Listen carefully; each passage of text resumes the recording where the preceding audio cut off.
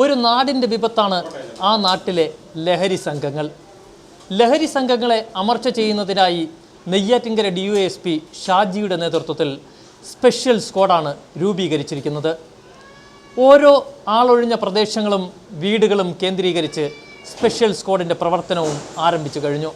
ലഹരിക്കെതിരായി ആര് ഇൻഫർമേഷൻ തന്നാലും അവരുടെ പേര് ഡിസ്ക്ലോസ് ചെയ്യുകയോ അവർ വിളിച്ച നമ്പർ ആർക്കെങ്കിലും കൊടുക്കുകയോ ചെയ്യുകയല്ല. ശരിയായിട്ടുള്ള നല്ല ഡിറ്റക്ഷനുകൾ ഉണ്ടെങ്കിൽ തീർച്ചയായിട്ടും അവരെ രഹസ്യമായി അവരെ അപ്രീഷിയേറ്റ് ചെയ്യാൻ റിവാർഡ് കൊടുക്കുന്നതിനുള്ള നടപടികൾ നമ്മൾ ചെയ്യും.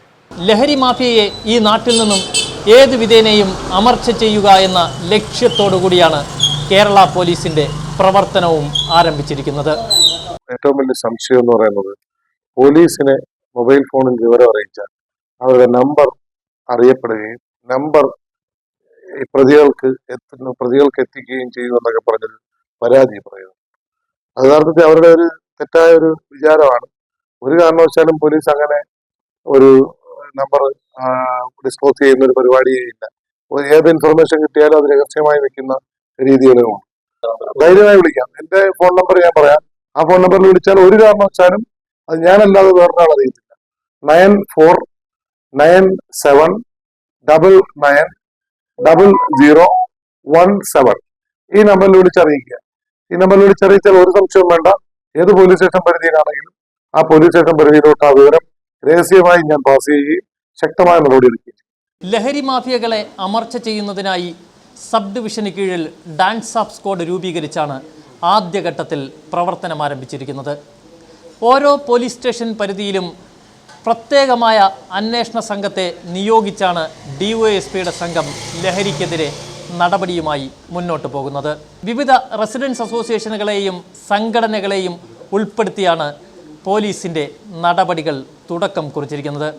നെയ്യാറ്റിൻകര സബ് ഡിവിഷനിൽ 8 പോലീസ് സ്റ്റേഷനുകൾ ഉണ്ട്. ഒരു കോസ്റ്റൽ പോലീസ് സ്റ്റേഷനും ഉണ്ട്. ഈ 8 പോലീസ് സ്റ്റേഷൻ പരിധികളിലും ലഹരിക്കെതിരായി കർശനമായ നടപടികൾ ഗവൺമെന്റ് നിർദ്ദേശം പോലെ തന്നെ അല്ലെങ്കിൽ പോലീസ് PHQ നിർദ്ദേശം പോലെ തന്നെ ആരംഭിച്ചിട്ടുണ്ട്. കഴിഞ്ഞ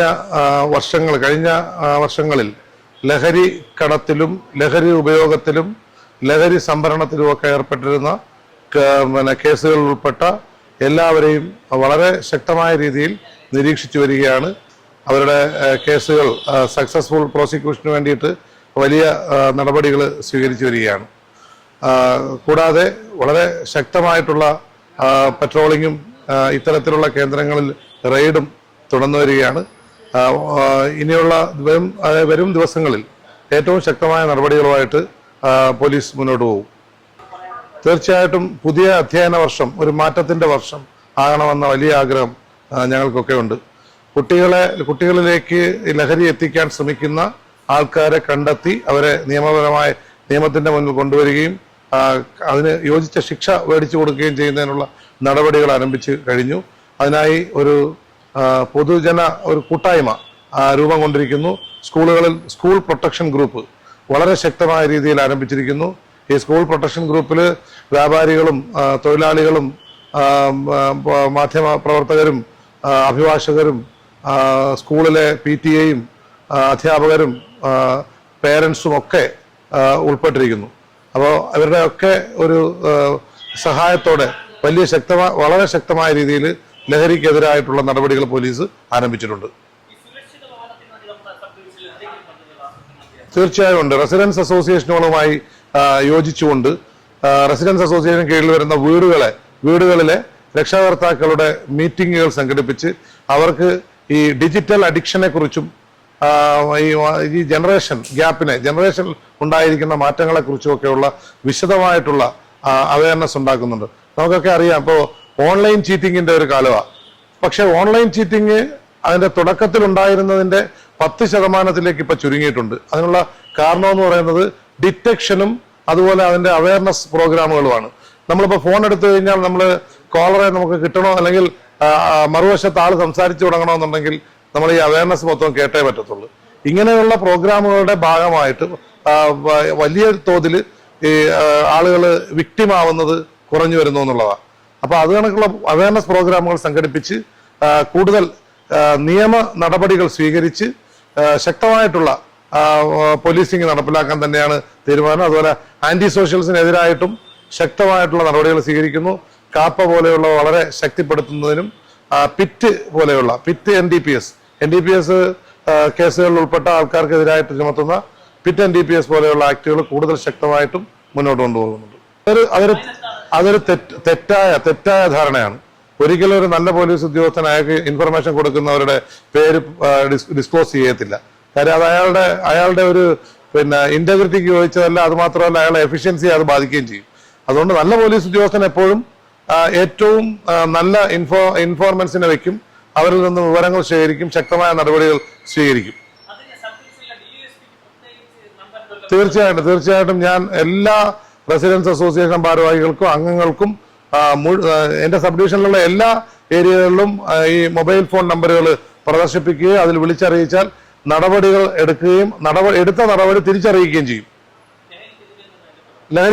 ലഹരിക്കെതിരായി ആര് ഇൻഫർമേഷൻ തന്നാലും അവരുടെ പേര് ഡിസ്ക്ലോസ് ചെയ്യുകയോ അവർ വിളിച്ച നമ്പർ ആർക്കെങ്കിലും കൊടുക്കുകയോ ഒന്നും തന്നെ ചെയ്യുകയില്ല. ശരിയായിട്ടുള്ള നല്ല ഡിറ്റക്ഷനുകൾ ഉണ്ടെങ്കിൽ തീർച്ചയായിട്ടും അവരെ രഹസ്യമായി അവരെ അപ്രീഷിയേറ്റ് ചെയ്യാൻ റിവാർഡ് കൊടുക്കുന്നതിനുള്ള നടപടികൾ നമ്മൾ ചെയ്യും. ലഹരി സംഘങ്ങളെ അമർച്ച ചെയ്യുന്നതിനായി വിവിധ തരത്തിലുള്ള ബോധവൽക്കരണ ക്ലാസുകളും ഇതിനോടകം സംഘടിപ്പിച്ചിരിക്കുകയാണ്. എല്ലാ കുറ്റങ്ങളും എല്ലാ കാര്യങ്ങളും പോലീസിനെ ഏൽപ്പിക്കരുത്. ഇത് രക്ഷകർത്താക്കളുടെ ഒരു ഉത്തരവാദിത്വമാണ്. മകൻ അവിടെ വീടടച്ച് ഒറ്റയ്ക്കിരുന്ന് അകത്തിരുന്ന് ഇന്റർനെറ്റ് വീക്ഷിച്ചുകൊണ്ട് ദിവസങ്ങളോളം ഇരിക്കുമ്പം അത് വളരെ നല്ലതെന്ന് കരുതുന്ന രക്ഷകർത്താക്കൾക്കുണ്ടാകുന്ന ഒരു വലിയ വിഷയമാണിത്. അപ്പോൾ അതിനൊക്കെ ഒരു കൺട്രോൾ വേണം എപ്പോഴും. ഈ ഡിജിറ്റൽ ഡി അഡിക്ഷൻ വേണ്ടുന്ന കാലഘട്ടമാണ്. ഡിജിറ്റൽ അഡിക്ഷൻ ആണ് ഇപ്പോൾ ഉണ്ടായിരിക്കുന്നത്. അപ്പോൾ അതനുസരിച്ച് നമ്മൾ മനസ്സിലാക്കേണ്ടത് ഡിജിറ്റൽ യുഗത്തിൽ ഈ കുട്ടികളുടെ അറിവ് അല്ലെങ്കിൽ കുട്ടികളുടെ അറിവ് നേടുന്നതിനുള്ള സ്പീഡ് വർദ്ധിച്ചിട്ടുണ്ട്. ഞാൻ നേരത്തെ പറഞ്ഞതുപോലെ ഇപ്പോൾ ഒരു പ്രണയം അറിയിക്കണമെങ്കിൽ